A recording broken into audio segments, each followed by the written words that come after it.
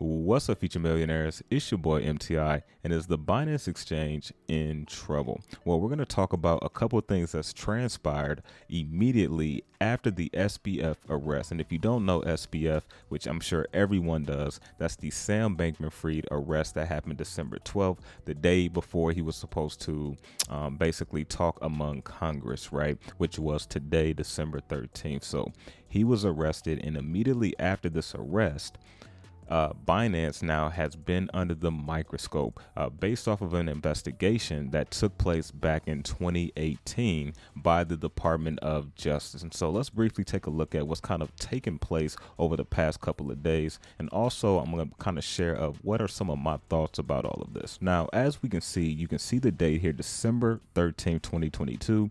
The Binance CEO could be facing money laundering charges. And basically what alleged sources are saying is they were basically doing some of the same actions that FTX has done. So we are still kind of waiting to see what's going to come with all of this, but let's briefly kind of look at some of the highlighted parts. The potential charges are at this point still just a possibility, with opinions on the matter reportedly divided within the U.S. Department of Justice, also known as the DOJ.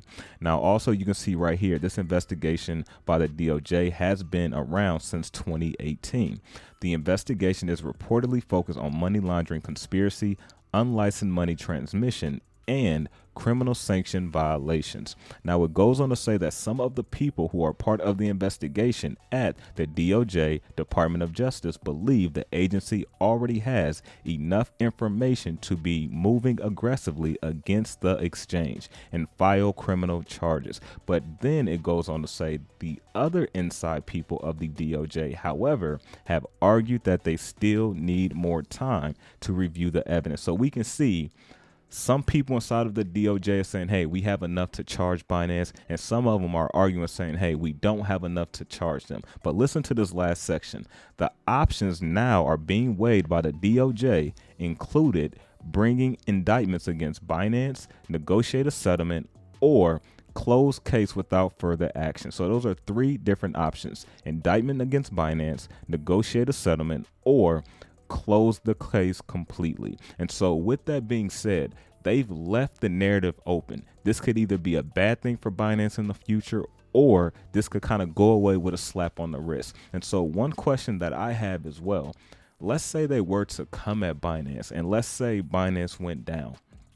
I don't think it would be the end of crypto, but I do think it will be a catastrophic hit for crypto.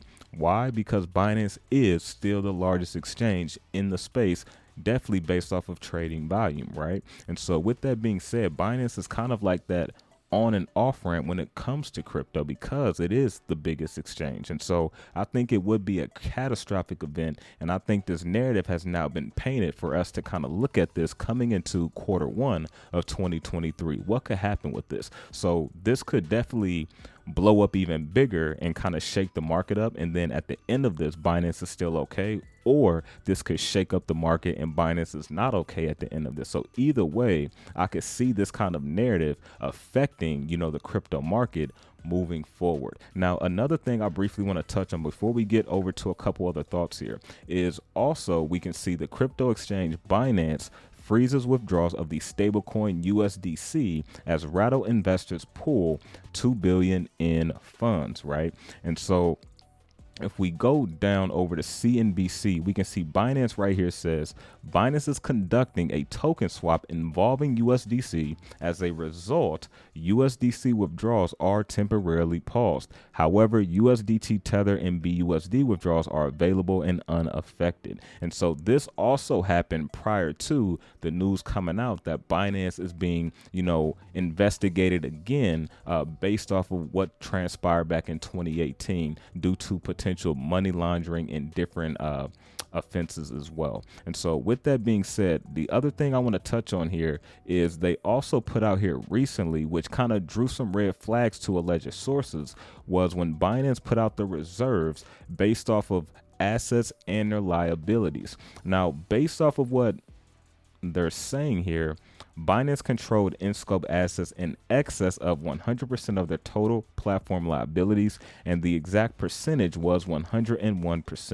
And if you can see right here, basically they're saying they own 101% of Bitcoin. It is actually over collateralized. And so one thing I want to focus on, not only does this Binance news, not only can this impact the market in a negative way, but I can see this coming up again here around in Q1, because as I mentioned in previous videos, I do not think the crypto market has actually seen the bottom. Yes, we start to see, some pumps here and there in the short term, but overall, I still think we have a little bit further to go down. And maybe 3 months ago, 4 months ago, and I still stand by this, if I had to make just a prediction, I think the bottom of the market is going to be somewhere around 400 to 500 million. People probably going to be like, Mike, you're crazy. But in my opinion, I don't think we've seen the bottom of the market just yet. I still think we're going to see another leg down, and we have so many things that can take us there.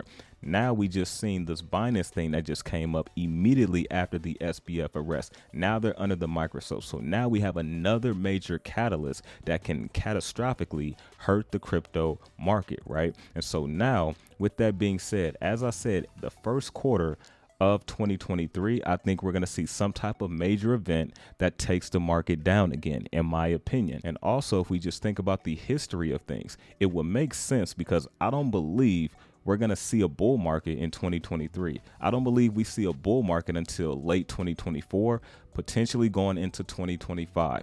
That's when I see an actual bull market, because one thing we all know is the Bitcoin halvings always start the position of when things starts to rev up, because you have the supply shock and all of that. And so with that being said, if the Bitcoin halving isn't until 2024, we're probably not going to see that bull market until late 2024, going into probably 2025, because in my opinion, I think 2023 is also going to be a rough year in crypto, so to speak, in my opinion, but only time will tell. And so I wanted to touch on this Binance news. Regardless how they do this, they can use this news to definitely distract the masses, but also crash the market even further, right? And they left the narrative out there.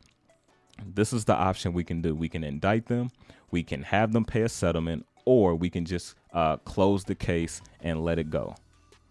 So they've let it out there to us and say, hey, these are 3 things we can do. And the question that some people may ask, well, if you have this information on Binance, why not charge them?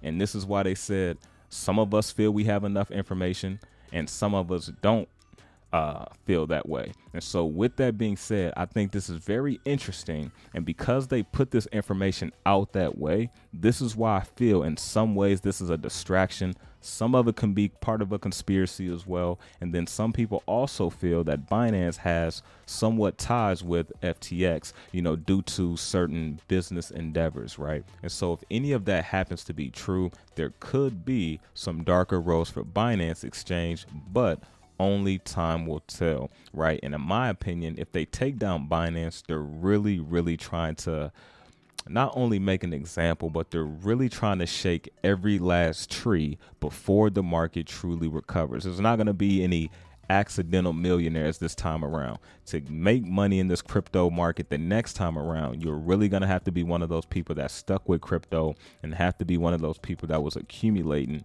in the right projects as well, in my opinion. And so let me know if you'd like me to touch on more things regarding this type of information. I appreciate all the support, and I will catch you guys on the next one.